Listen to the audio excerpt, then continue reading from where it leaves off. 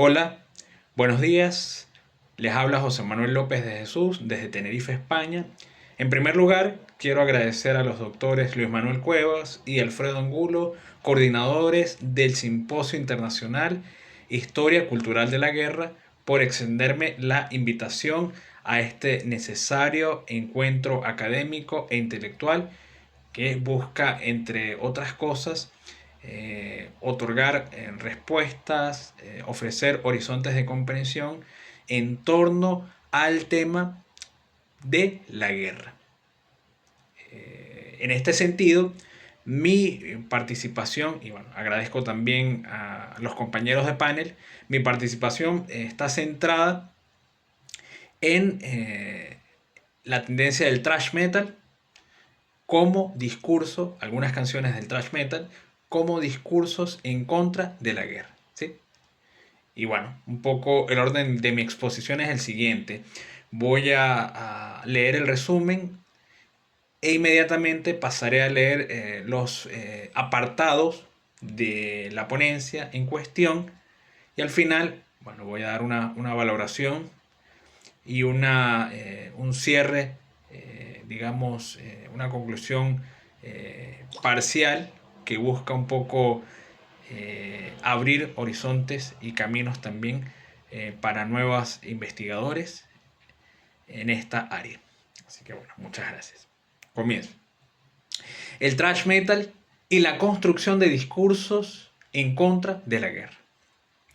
La siguiente investigación tiene la pretensión de acercarse al problema de la guerra desde el enfoque histórico-cultural, que se generan con base en las manifestaciones artísticas en contra de este fenómeno. Tal es el caso de la corriente musical denominada thrash metal. Por tanto, se hace necesario afirmar que este estudio se circunscribe en el ámbito de la historia de la cultura.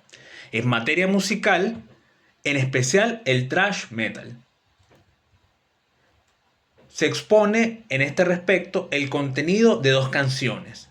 Uno, Territory, de la banda brasileña Sepultura, año 1993, y Peace Sells, de la banda norteamericana Megadeth, de 1986, para examinar el significado de las letras y su funcionalidad en tanto artefacto discursivo y vehículo que pone en evidencia el conflicto bélico. La finalidad es mostrar las contradicciones que nacen en el ser humano ante la realidad de la contradicción. ¿De acuerdo? Todo esto lleva a replantear la guerra como involución del hombre a nivel cultural. Comienzo con dos parágrafos. Uno de la teórico Dina Bernstein, que dice lo siguiente: fui metalera antes de convertirme en socióloga. Y otra extraída del libro ¿Qué es historia de la cultura? De Peter Burke. Es una cita de Cicerón y dice: la historia es la vida de la memoria. 1.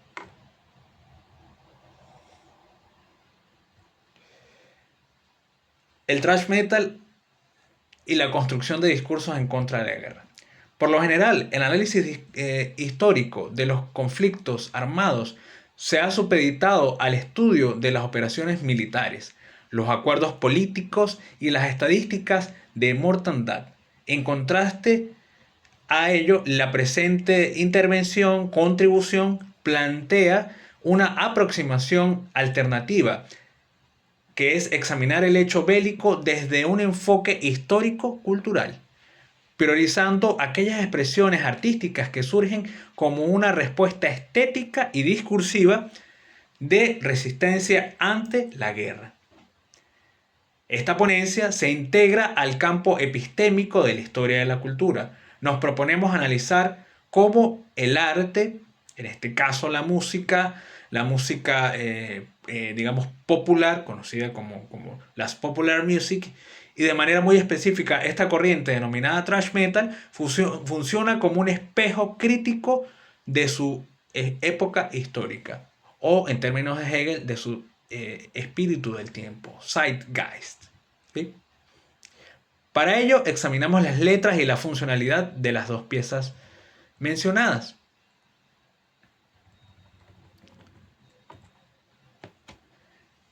Espacio de confrontación cultural. La comprensión y el valor de estas obras, en el caso de las dos canciones que son objetos de análisis en esta contribución, exige conceptualizar el thrash metal en tanto síntoma cultural o músculo de la cultura también, ¿no? Emergente a principios de los años 80, esta vertiente se estructuró a partir de una velocidad agresiva, una crudeza técnica y de manera determinante un giro discursivo hacia la realidad sociopolítica, en claro contraste con la evasión y la fiesta que caracterizaban, por ejemplo, a otras tendencias contemporáneas como el glam metal. Las bandas de thrash problematizaron el pánico al cataclismo nuclear, por ejemplo, la concepción estatal y las dinámicas de la violencia sistemática, entre otras temáticas. Aquí la creación musical no se reduce al consumo, sino que se articula como una respuesta visceral frente al marco histórico de la Guerra Fría tardía, por ejemplo. Aspecto que se va a ver retratado centralmente en la canción Peace Sells, por ejemplo. Pero antes de pasar al corazón del trabajo, vamos con un poco del enfoque metodológico, del enfoque de investigación al cual nosotros nos integramos para realizar esta intervención. Y es la historia de la cultura de Peter Burke. Para legitimar entonces el estudio del thrash metal en un espacio académico es obligatorio, casi, digamos, acudir a las herramientas teóricas de pensadores como Peter Burke, particularmente a sus tesis expuestas en obras como Forma de hacer historia o ¿Qué es la historia cultural? Burke, por ejemplo, nos dice que la cultura no se limita a las bellas artes, ¿sí? O a la predilección de las élites. Eh, por ejemplo, en la historia como memoria colectiva, un apartado de su texto Las formas de la historia cultural, cito, dice Peter Burke, la visión tradicional de la relación entre la historia y la memoria es relativamente simple. La función del historiador sería custodiar el recuerdo de los acontecimientos públicos documentados en beneficio de los actores, para darles fama y en beneficio de la posteridad para que aprenda de su ejemplo. Cierro la cita. Continúo. En este sentido de la memoria, por ejemplo, y de los acontecimientos, tomamos el discurso del thrash metal, el cual se sitúa a principios de la década de los años 60 y, digamos, armoniza casi perfectamente en esta definición, por ejemplo, de los sujetos que tienen memoria, de los sujetos de las minorías o los sujetos, en términos de Gramsci, de los sujetos de la historia subalterna. ¿Sí? El thrash metal se instala dentro de esa noción de lo subalterno para entonces, digamos, formular y establecer su aporte al cese de las guerras. Pasamos inmediatamente. El análisis de los objetos culturales.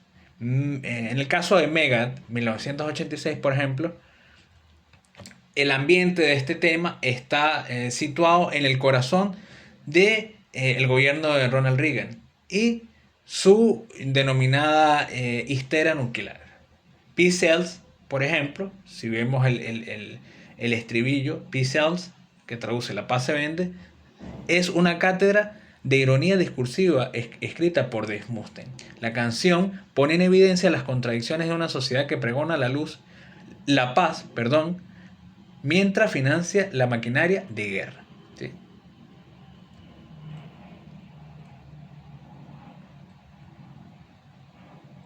Tenemos entonces que aquí el motivo de la paz deja de ser un valor, ¿sí?, o un concepto cultural enfocado hacia el humanismo y se convierte en una mercancía publicitaria utilizada por los estados para justificar el gasto militar y la intervención armada.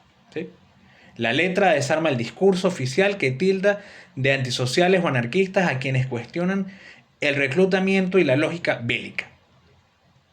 P-Cells, entonces, opera, digamos, desmembrando el cinismo de las élites occidentales que normalizan la preparación para el fin del mundo como una política de Estado aceptable.